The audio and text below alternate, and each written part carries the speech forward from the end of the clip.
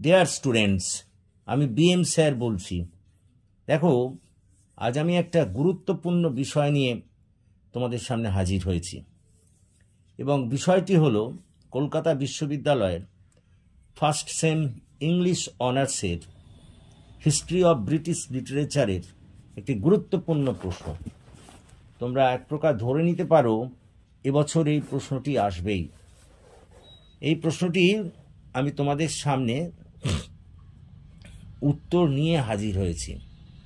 আমি তোমাদের যে বিষয়টা এখন করব সেটা হলো এই যে এই নোটটা পুরোপুরি তোমাদের সামনে ইংরেজি বলার পরেই তার আমি বাংলা অর্থটুকু করে দেব। যাদের বাংলা অর্থ বুঝতে অসুবিধা হয় আমার মনে হয় তারাও উপকৃত হবে। তো এসো আর দেরি না করে আমরা শুরু করি। আজকে আমরা তাহলে লিখছি characteristic features of modern poetry, মানে আধুনিক কবিতার চারিত্রিক বৈশিষ্ট্য, অবশ্যই ব্রিটিশ লিটারেচারের। তো দেখো, প্রথমে বলি, modern poetry is remarkable for its different unique features which are not present in the poetry at passed in British literature. এর অর্থ হলো যে আধুনিক কবিতা, ব্রিটিশ সাহিত্যের ইতিহাসে আধুনিক কবিতায় এমন কিছু বিশেষ বৈশিষ্ট্য দেখা যায় যেগুলো ব্রিটিশ সাহিত্যে কিন্তু আগে ছিল না।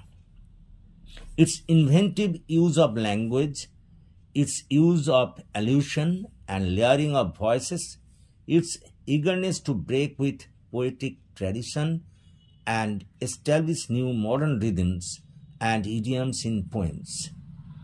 এই আধুনিক কবিতাগুলি যদি বিশ্লেষণ করা যায় তাহলে দেখা যাবে যে এখানে সৃজনমূলক ভাষার ব্যবহার করা হয়েছে এবং এখানে ওই আগেকার যে কবিতার যে সমস্ত ঐতিহ্য ছিল, যেসব রীতিনীতি ছিল, তাদের যেসব বক্তব্য ছিল, সেগুলির থেকে সম্পূর্ণ একটা বিচ্যুতি ঘটিয়ে একটা নতুন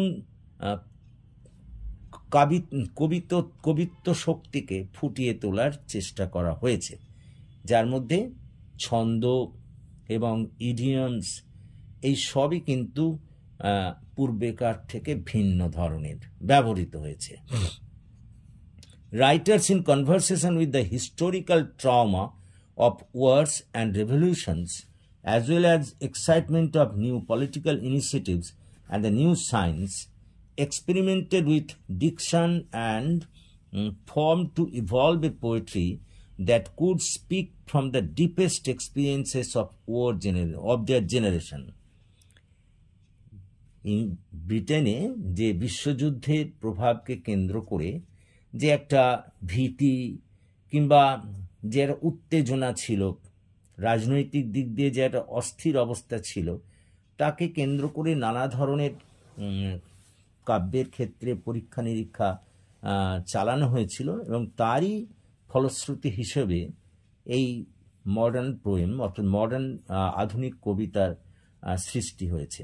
অর্থাৎ আধুনিক যে জেনারেশন, আধুনিক যে তাদের মানুষজন, তাদের কথা ভেবেই কিন্তু, তাদের সার্বিক অবস্থা ভেবেই এই কবিতার আবির্ভাব ঘটেছে।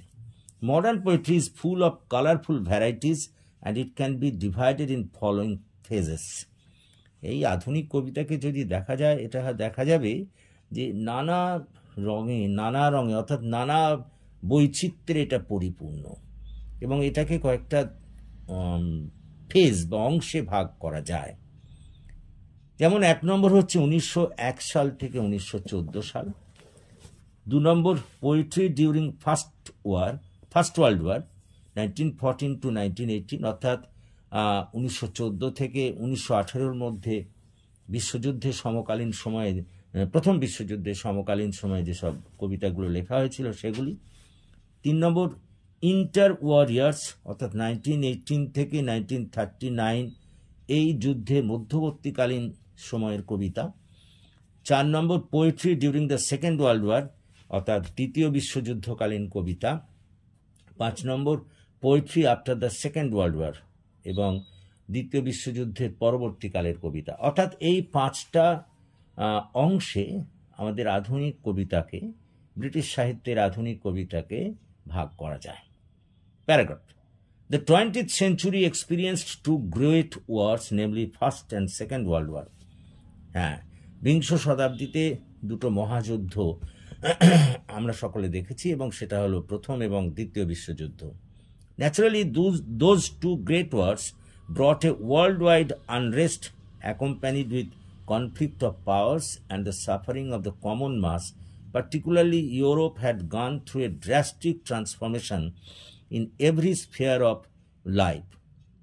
দেখো, এখানে বলতে চাওয়া হলো এই দুটো বিশ্বযুদ্ধকে কেন্দ্র করে ক্ষমতার দ্বন্দ্ব এবং সাধারণ মানুষের ভোগান্তি সব কিছুই ছিল। তাছাড়া বিশেষত ইউরোপের সার্বিক ক্ষেত্রে, জীবনের সার্বিক ক্ষেত্রে একটা আমূল পরিবর্তন দেখা দিয়েছিল। Generally, poetry has always enjoyed the privilege of reflecting social, political, or any other contemporary issue more than any other part of literature. হ্যাঁ, অন্যান্য সাহিত্যকর্মের চেয়ে কবিতার মধ্যে দিয়ে এইসব জিনিসগুলো মানে এই রাজনৈতিক, সামাজিক এবং অর্থনৈতিক দিকগুলো ফোটানো যায়, তাই কবিতার মধ্যে দিয়ে এগুলো ফুটে উঠেছিল ওই সময়কার কবিতার মধ্যে দিয়ে। With the change in time, modern poetry has also changed its shape. সময়ের পরিবর্তনের সঙ্গে সঙ্গে আধুনিক কবিতাও তার আকৃতি পাল্টেছিল, এবং স্টাইলও তার রীতিও পরিবর্তিত হয়েছিল। Still, its characteristic features can be divided in the following ways. তৎসত্ত্বেও এর বৈশিষ্ট্যগুলোকে নিম্নলিখিতভাবে ভাগ করা যায়।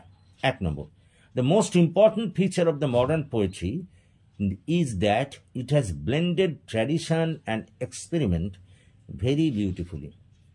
হ্যাঁ, এই আধুনিক কবিতার একটা বড় বৈশিষ্ট্য হলো যে এখানে ঐতিহ্য এবং যে বর্তমানের পরীক্ষা নিরীক্ষা তাকে খুব সুন্দরভাবে মিশ্রিত করা হয়েছে। The poet like Stephen Philip, Sir William Watson, A.E. Housman have blended their poetic style with the poet like Bridges, W.B. Yeats and T.S. Eliot. হ্যাঁ, Stephen Phillips, sir William Watson, A.E. Housman প্রমুখের মতো কবিরা তাদের কবিত্ব রীতিকে bridge এবং W.B. Yeats ও T.S.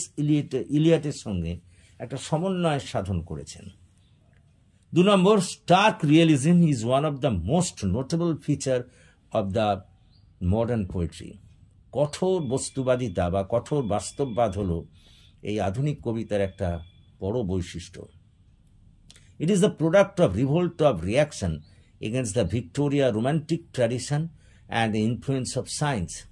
এই যে বাস্তববাদিতাটা দেখা দিয়েছে, এটা হলো অ্যাকচুয়ালি ওই ভিক্টোরিয়ান যে একটা প্রেমমূলক ঐতিহ্য ছিল, আবেগমূলক ঐতিহ্য ছিল, এবং তার উপরে যে সায়েন্সের প্রভাব পড়েছিল বা বিজ্ঞানের প্রভাব পড়েছিল, তার উপর ভিত্তি করেই কিন্তু এই কঠোর বাস্তববাদিতাটা দেখা দিয়েছে। A 20th century poet looks at life without the spectacle of romance and pens. তো এই বিংশ শতাব্দীর একজন কবি সেই জগৎটাকে দেখে ওই প্রণয় বা আবেগের চশমা ছাড়া, বা তাকে কালারফুল অবস্থায় সে দেখতে চায় না।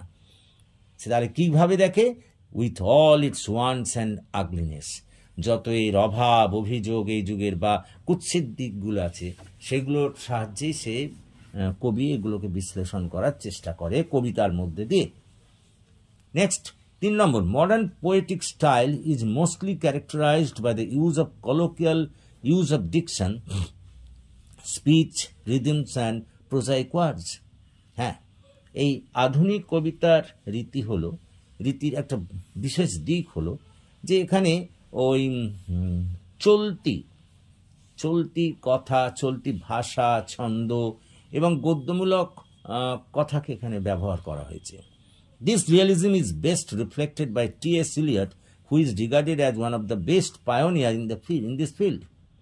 এই যে বাস্তববাদিতা, এটা সবচেয়ে বেশি ফুটিয়ে তুলেছেন টি.এস. এলিয়ট, যাকে যাকে এই ক্ষেত্রে একজন ধুরন্ধর বা একজন বিখ্যাত ব্যক্তি বলে মনে হয়। তার মানে টি.এস. এলিয়টের মধ্যে দিয়ে বাস্তববাদিতার দিকটা বেশি করে ফুটে উঠেছে তার লেখার মধ্যে দিয়ে। হাউএভার আদার রিয়েলিস্ট লাইক ই. ব্লন্ডেন, তৎসত্ত্বেও অন্যান্য যারা বাস্তববাদী ছিলেন, যেমন ই. ব্লন্ডেন, রবার্ট ফ্রস্ট, জন মেসফিল্ড, তাদের কথাও এ বিষয়ে উল্লেখ করা যায়। হ্যাঁ, আমাদের টি.এস. এলিয়ট বাস্তববাদী হিসেবে সর্বাগ্রে উল্লেখ্য, তারপরে আমরা ই. ব্লন্ডেন, রবার্ট ফ্রস্ট, জন মেসফিল্ড প্রমুখ কবিদের কথা বলতে পারি। Touch of realism is also found in the poetry of war of poets Siegfried and Wilfred Owen। হ্যাঁ, বাস্তববাদিতা আবার অন্য কবিদের মধ্যেও দেখা যায় যারা যুদ্ধের কবিতা লিখেছেন। যুদ্ধের কবিতা যারা লিখেছেন তাদের মধ্যেও বাস্তববাদিতা দেখা যায়, বিশেষত সিগফ্রাইড এবং উইলফ্রেড ওয়েনের কবিতার মধ্যে দিয়ে। They protested against the traditional war poetry. তারা ওই আগেকার যে সমস্ত যুদ্ধের কবিতা ছিল তার বিরুদ্ধে বিরোধিতা করেছেন। And they described their war as it was fought। বর্তমানে যুদ্ধ যেভাবে পরিচালিত হয় সেটাকেই তারা তুলে ধরেছেন। অর্থাৎ আগের যুদ্ধরীতির যেসব কবিতা ছিল সেগুলোকে তারা বিরোধিতা করে আধুনিককালে যুদ্ধ যেভাবে হয়ে থাকে সেগুলোকে তাদের যুদ্ধের কবিতা ফুটিয়ে তুলেছেন। Paragraph, another notable feature of modern poetry is another notable feature of modern poetry is the expression of despair, sadness and depression। হ্যাঁ, এই কবিতার আরও একটা দিক হলো এর মধ্যে দিয়ে হতাশা, দুঃখ এবং বলতে পারো একটা ডিপ্রেশন, যাকে আমরা বলি একটা অবসাদ, সেগুলো ফুটিয়ে তোলা হয়েছে। Some of the 20th century poets describe the painful realities of human life। মানুষের যে বাস্তব জীবনের যে ব্যথা বেদনা তারাও ফুটিয়ে তুলেছেন কয়েকজন কবি। The poetry of Hardy, W.B. Yeats and T.S. Eliot is charged with yearning sense of despair and depression। বিশেষত এই হার্ডির কবিতা, ইয়েটসের কবিতা, T.S. এলিয়টের কবিতার মধ্যে দিয়ে চরম বাস্তববাদিতার দিকটি ফুটে উঠেছে। 5 নম্বর, the modern poetry is really unique in one sense because a dichotomy is found in the poetry of this period। এই আধুনিক কবিতা একদিক দিয়ে বিশেষ একটা বৈশিষ্ট্যের দাবি রাখে এবং সেটা হলো যে একটা বৈপরীত্য এখানে দেখা যায়। Despite stern realism, it was not devoid of romantic nature। হ্যাঁ, এখানে বাস্তববাদিতা সত্ত্বেও এখানে একটা কিন্তু ওই আবেগ প্রবণতা বা রোমান্টিক ভাবধারারও দেখা যায়। অর্থাৎ দুটো জিনিসই বিপরীত, কিন্তু দুটোরই অস্তিত্ব দেখা যায়। The Georgian period and Edwardian period proved this through there literary works. Georgian অর্থাৎ জর্জের সময়কালের কবিরা এবং এডওয়ার্ডের সময়কালের কবিদের লেখার মধ্যে দিয়ে এটা দেখা যায়। অর্থাৎ কি দেখা যায় না, দুটো বিষয়ের মধ্যে বৈপরীত্য। একদিকে যেমন বাস্তববাদিতার কবিতাও আছে, আবার অন্যদিকে তেমনি ভাব প্রবণতা বা আবেগময়তার কবিতাও কিন্তু আছে। 6 নম্বর, expression of humanitarianism is also a remarkable feature of modern poetry। হ্যাঁ, মানবতাবাদিতার প্রকাশও কিন্তু এই আধুনিক কবিতার একটা বিশেষ বৈশিষ্ট্য। মানবতাবাদিতাও এখানে প্রকাশ করা হয়েছে। Most of the poets of this period are deeply concerned regarding the lives of downtrodden। এই পর্যায়ের মানে আধুনিক যুগের কবিরা বেশিরভাগ ক্ষেত্রেই যারা একেবারে খুব নিম্ন স্তরভুক্ত ব্যক্তি, যারা খুব দুঃখী, তাদের জীবনের ওপরেই কিন্তু তারা গুরুত্ব দিয়েছেন। The poets who feel for the common mass from their hearts, and naturally they have rejected it through they have reflected it through their literary works। Naturally তারা এই সাধারণ মানুষের দুঃখটাকে তারা বুঝেছেন এবং সেটাকেই তারা তাদের কাব্য সাহিত্যের মধ্যে দিয়ে ফুটিয়ে তুলেছেন। নেক্সট 7 নম্বর বৈশিষ্ট্য, most of the modern poets are interested in the love for nature. আধুনিক কবিরা অনেকেই ব্রিটিশ সাহিত্যে তাদের একটা প্রকৃতির প্রতি তাদের একটা ভালোবাসা আছে। Among this poets are W.H. Davies, E Blunden and Robert Bridges. এদের মধ্যে উল্লেখযোগ্য হলেন W.H. ডেভিস, ই ব্লান্ডেন এবং রবার্ট ব্রিজেসের মতো কবিরা। Particularly the poet Davis turns to nature for solace and forgetfulness. বিশেষত ডেভিস এতটাই তিনি আত্মমগ্ন প্রকৃতির প্রতি যে মাঝে মাঝে সব কিছু ভুলেও যেতেন।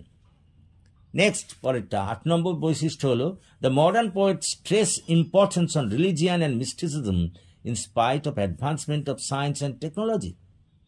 হ্যাঁ, আধুনিক কবিরা বর্তমানে বিজ্ঞান ও প্রযুক্তির অগ্রগমন সত্ত্বেও তারা কিন্তু ধর্ম এবং রহস্যময়তার উপরে বিশেষ গুরুত্ব আরোপ করেছেন। As far as the poet W.B. Yeats is concerned, we find the revival of Celtic mysticism. ওই W.B. ইয়েটসের কবিতা বা তাঁর কাব্য প্রতিভা যদি বিশ্লেষণ করা যায়, তার মধ্যে সেই কেল্টিক যুগের রহস্যময়তা কিন্তু আমরা তার প্রত্যাবর্তন দেখি। Incidentally, T.S. Eliot and Francis Thompson have revived Christian mysticism. একইভাবে এই T.S. Eliot এবং ফ্রান্সিস থমসন খ্রিস্ট ধর্মের বিভিন্ন রহস্যময় দিককেও তাদের কাব্যের মধ্যে দিয়ে ফুটিয়ে তুলেছেন। 9 নম্বর, there is an undercurrent of metaphysical nature in the modern literary works. আধুনিক কবিতা, আধুনিক কাব্য সাহিত্যে ভেতরে ভেতরে আবার একটা আধিভৌতিক প্রকৃতিও কিন্তু পরিলক্ষিত হয়। We test it through writing of John ডানের লেখার মধ্যে দিয়ে আমরা তা দেখতে পাই। T.S. Eliot also does not lag behind in this respect. T.S. Eliot এই মেটাফিজিক্যাল পোয়েমের ব্যাপারেও বা এই আধিভৌতিক কবিতার ব্যাপারেও বেশি পিছিয়ে ছিলেন না।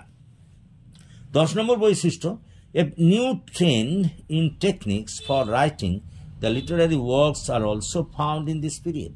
একটা নতুন লেখার ধারা এই পিরিয়ডে দেখা যায়, এই মডার্ন পিরিয়ডে বা আধুনিক পর্যায়ে। The modern poets are very much interested to free the poetry from shackles of metre. এই আধুনিক কবিরা কবিতাকে সেই আগেকার দিনের ওই যে সমস্ত শিকল ছিল, মিটার বা দিকশান, এইসবের থেকে মুক্ত করতে চান। In this way free verse has become the most popular mode of poetic expression. এ বিষয়ে বর্তমানে কবিতার বা কবিত্ব শক্তির প্রকাশ মূলত ঘটেছে ফ্রি ভার্সের মধ্যে দিয়ে। অর্থাৎ আগেকার সেই ধরা বাঁধা সমস্ত নিয়মকে তারা ছেড়ে দিয়ে ফ্রি ভার্সে লেখা শুরু করেছেন। Modern poet seek to come near to the language and rhythm of the poetry. এইসব কবিরা চেষ্টা করেছেন মানুষের কাছাকাছি, অর্থাৎ মানুষরা যে সমস্ত জিনিস ভালোবাসে সেই ল্যাঙ্গুয়েজ বা সেই ছন্দকে ব্যবহার করতে। Rule of rhythm or meter are not strictly followed. সেই জন্য আগেকার দিনে ওই সব ছন্দ বা যা তার আরও আনুষাঙ্গিক দিকগুলো ছিল তারা এখন আর কঠোরভাবে অনুসরণ করেন না। T.S. Eliot's writings can be cited here as an example. T.S. Eliot'ের লেখা এ বিষয়ে তুলে ধরা যায়। হেন্স, প্যারাগ্রাফ করে, hence in conclusion it can be concluded without any hesitation. সুতরাং এর থেকে এই সিদ্ধান্ত নির্দ্বিধায় করা যায় যে এই all those features have given the modern poetry a new dimension in the field of British literature. যে এই সব বৈশিষ্ট্যগুলোই আধুনিক কবিতাকে ব্রিটিশ সাহিত্যে একটা নতুন মাত্রা দিয়েছে। তাহলে দেখো, এই হলো আধুনিক কবিতার, ব্রিটিশ সাহিত্যের আধুনিক কবিতার কিন্তু বিভিন্ন বৈশিষ্ট্য। তোমরা লক্ষ্য করবে এখানে আমি যা বললাম, এখানে দেখো সমস্ত কিছু আছে। সেই আগেকার ঐতিহ্যকে তারা মেনেছে, আধুনিকতাকে তারা মেনেছে, বাস্তববাদিতাকে মেনেছে, লাভ ফর দ্য নেচার, প্রকৃতির প্রতি প্রেমকে মেনেছে, তারপরে তারা রোম্যান্টিসিজম অর্থাৎ রোম্যান্টিক মতবাদকেও একেবারে তারা ভুলে যায়নি। অর্থাৎ এই সব জিনিসগুলোকেই একটা বাস্তবের নিরিখে তারা ব্যাখ্যা করে তাদের কবিতার মধ্যে দিয়ে ফুটিয়ে তুলেছেন, যার ফলে আধুনিক কবিতা ব্রিটিশ লিটারেচারের বলতে পারো যা ব্রিটিশ সাহিত্যকর্মের একটা ফ্ল্যাগ বেয়ারার বা পথ প্রদর্শনকারী হিসেবে কাজ করেছে। তো এইসব দিক দিয়ে বিচার ও বিশ্লেষণ করলে আধুনিক কবিতার বিশেষ বৈশিষ্ট্যগুলোকে কখনোই কিন্তু অস্বীকার করা যায় না। তো দেখো, এই হলো আজকে আমরা বললাম আধুনিক কবিতা, ব্রিটিশ সাহিত্যের আধুনিক কবিতার মুখ্য বৈশিষ্ট্যগুলো। তো আশা করি তোমরা বুঝতে পেরেছ, এবং যদি তোমরা বুঝতে পারো তাহলে প্লিজ এই ক্লাসের কথা তোমাদের বন্ধুবান্ধবদের মধ্যে শেয়ার করো, এবং আরও বেশি করে লাইক, কমেন্ট ও সাবস্ক্রাইব করো। যারা নতুন তোমরা আমার এই ক্লাস শুনছো তাদের কাছেও বিনীত আমার আবেদন যে আমার চ্যানেলটিকে সাবস্ক্রাইব করো, আমাকে এগিয়ে আসতে সাহায্য করো, যাতে আমি তোমাদের আরও বেশি করে কাজে লাগতে পারি। So that's all for this day. Thank you for watching and listening. So please subscribe my channel. So have a good day.